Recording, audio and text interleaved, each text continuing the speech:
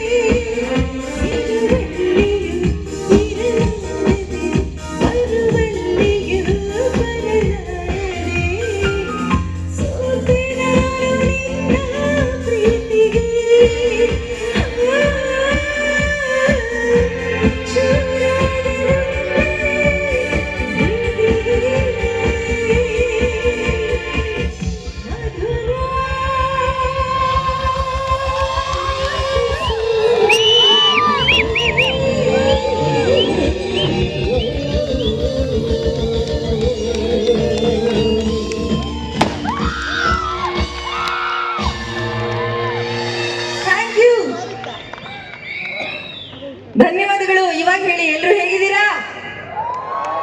ಇಲ್ಲಿ ಮಾತ್ರ ಸೌಂಡ್ ಬರ್ತದೆ, ಅಲ್ಲಿ ಹಿಂದೆ ಹೇಗಿದ್ದೀರಾ? ಮೇಲ್ ಕೂತಿರೋರು ಇಲ್ಲಿ, ಅಲ್ಲಿ. ಸೂಪರ್. ಇದು ಕೋಟಾಗೆ ಮೊದಲ ಬಾರಿಗೆ ಬಂದ್ರು ಇಷ್ಟೊಂದು ಪ್ರೀತಿಯನ್ನ, ಇಷ್ಟೊಂದು ಅಭಿಮಾನವನ್ನ ನೀವೆಲ್ಲರೂ ತೋರಿಸ್ತಾ ಇದ್ದೀರಾ. ನಿಮ್ಮೆಲ್ಲರಿಗೂ ಧನ್ಯವಾದಗಳು. ವೇದಿಕೆಗೆ ಬರೋದಕ್ಕೆ ಯೋಗ ಇರ್ಬೇಕು ಅಂತ ಹೇಳ್ತಾರೆ. ಯಾವುದೇ ವೇದಿಕೆಗೆ ಇಲ್ಲಿಗೆ ಬರೋದಕ್ಕೆ ನಿಜವಾಗ್ಲೂ ಯೋಗ ಇರಲೇಬೇಕು. ನಮ್ಮೆಲ್ಲರಿಗೂ ಇಂದು ನಿಜವಾಗ್ಲೂ ಯೋಗ ಇರೋದಕ್ಕೆ ನಾವು ಬಂದಿರೋದು. ಏಕೆಂದ್ರೆ ಎಷ್ಟೋ ಪಬ್ಲಿಕ್ ಪ್ರೋಗ್ರಾಮ್ಸ್ಗಳನ್ನ ಮಾಡ್ತಾ ಇರ್ತೀವಿ, ಆದ್ರೆ ದೇವಸ್ಥಾನದ ಕಾರ್ಯಕ್ರಮ ಅಂತಂದ್ರೆ ಒಂದು ವಿಶೇಷವಾದಂತಹ ಒಂದು ಯೋಗ ಇರಲೇಬೇಕು ಸ್ಟೇಜಿಗೆ ಬರಕ್ ಅಲ್ವಾ. ಹಿರೇ ಮಹಾಲಿಂಗೇಶ್ವರ ಸ್ವಾಮಿಗೆ ಒಂದ್ಸಲ ಎಲ್ಲರೂ ಜಯನೇ. ಈ ಸುವರ್ಣ ಸಂಭ್ರಮ ಅನ್ನೋದು ಅಷ್ಟು ಸುಲಭ ಅಲ್ಲ. 50 ವರ್ಷಗಳು ಅಂದ್ರೆ ನಿಜವಾಗ್ಲೂ ತುಂಬಾ ತುಂಬಾ ದೊಡ್ಡ ವಿಷಯ, ವಿಶೇಷತೆ ಎಲ್ಲವೂ ಅಡಗಿದೆ. ಈಗ ಈ ಸಾಂಸ್ಕೃತಿಕ ಕಾರ್ಯಕ್ರಮ ಇರ್ಬೋದು, ಅನ್ನ ಸಂತರ್ಪಣೆ ಇರ್ಬೋದು, ರಥೋತ್ಸವ ಇರ್ಬೋದು, ಇದನ್ನೆಲ್ಲ ಮಾಡ್ಬೇಕು ಅಂತಂದ್ರೆ ದೇವರ ಅನುಗ್ರಹ ಇದೆ.